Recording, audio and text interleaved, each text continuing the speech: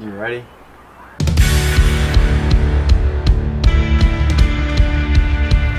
Alright guys, in this episode, we're making a new intake because this one's whack. And it's, what is this, 3-inch? That's 3-inch. This is like... Drops down to like 2.5. This is 3.5, drops down to 3.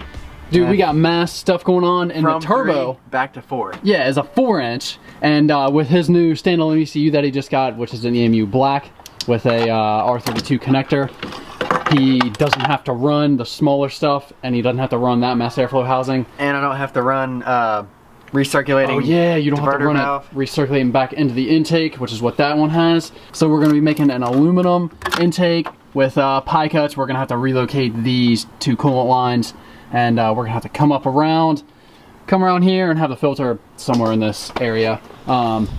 So we got a uni filter that is a 4-inch, and then just some 4-inch piping with 1 coupler here that's going to go straight to the turbo. And we're going to be cutting all this with the old chop saw with a carbide blade on it. Got the aluminum TIG welder over here, the old Prime Weld 225, and just cut some new tungsten for that. Dude, we're doing it. So you just going to run this just going out, or are you going to get a different lower housing for that? I don't know, I might get a different lower housing. Wait, this is a QR? QR. R is for recirculating. And the Q just has holes in the bottom? Yeah, it just has like little windows. Like you can buy just the bottom housing? I think so. If not, I can probably just run it like that. And just let it go This out. comes off. You went down on the bike? Let's see it. Now let's see your arm. Alright, I have that bench clean. And now we're over here starting to work on your junk. And look, it's already starting to get caught. So when your intake's on there. So when we're done with this, it needs to be clean. So we got the coolant out, got the car jacked up, and first thing we're gonna do is, obviously you can see that intake is below these coolant lines. We're gonna put these coolant lines below the intake, and then we'll be able to come up above all this stuff and then wrap around into the air filter, which is gonna be over here. So since the coolant's drained now, we're gonna take all this hose crap off, and then we'll be able to concentrate on making all the pie cuts and welds and angles and whatnot for the intake, and then we'll concentrate on rerouting these coolant hoses after.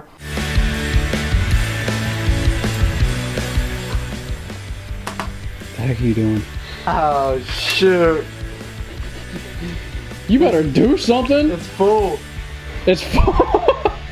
Hey, turn it out.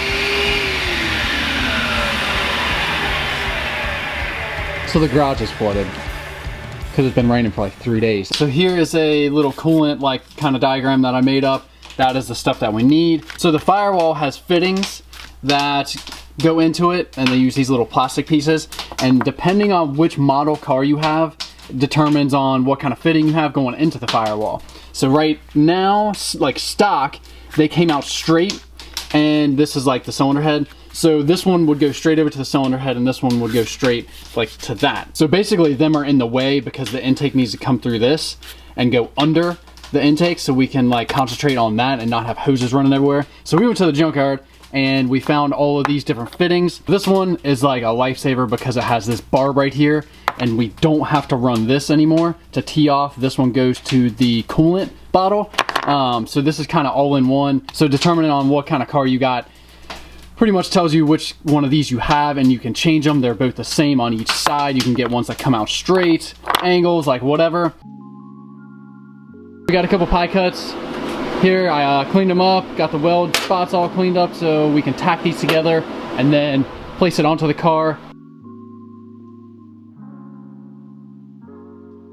So this is what we got on the intake so far. Tacked the 3 pie cuts together, and as you can see, it wants to go up this way. And now I think we'll probably just get a little straight section. We welded on this longer piece of aluminum to the cuts that we got down there, and here approximately is where we need to cut this thing next. And from there, we're just gonna kind of build off and then hook up to the filter, which is gonna rest right here. And we're, wait! All right, that's it. Is it done? Did you get the inside? Nope. All right, look, so hold on. Another thing you guys need to get, wait, explain what that is, because people don't know. So basically, it's just a little edge, and you swirl it around the hole. And wait, look. Since that's aluminum, can, it cuts it very easily. You can extend it. I got a little extendo. Yep. All right, look. Blades come out. Then look, there's a side hole. So, say if you got a little hole right here, you go around it this way. You can get it from the inside. And you can like turn a blade and like kind of do this. Yeah, if you got something on the inside that you need to like clean up.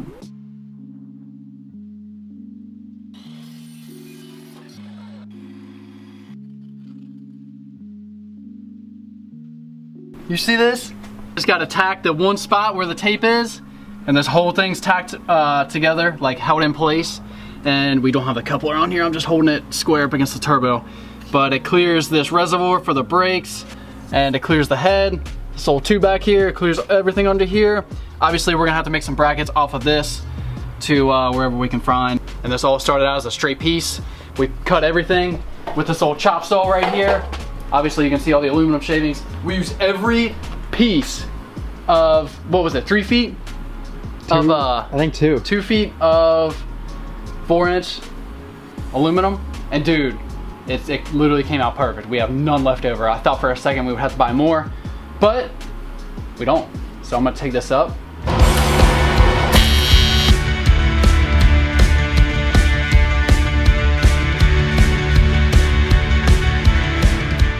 Got the intake all welded up, and it welded freaking awesome. Dude, it's done. I'm hyped. Wait. Pause the. What you got going? Pause the pick. Oh, you're putting that on the boost first. Hey, you're getting better at working on stuff. Get. All right. Does this still fit? No. So with the intake on, the only spot we have it mounting is on the turbo with that silicone coupler. So there is an M8 thread. There's an M8 thread right here on this bracket. We got this piece of 1-inch aluminum bar stock, and top to side, obviously there's a little stud sticking out of there. So that M8 will thread into that. And on top we have an M6. Here's the bracket all welded up, and you can see the little 6mm hole that we got in there. And you just put a bolt through that hole right there.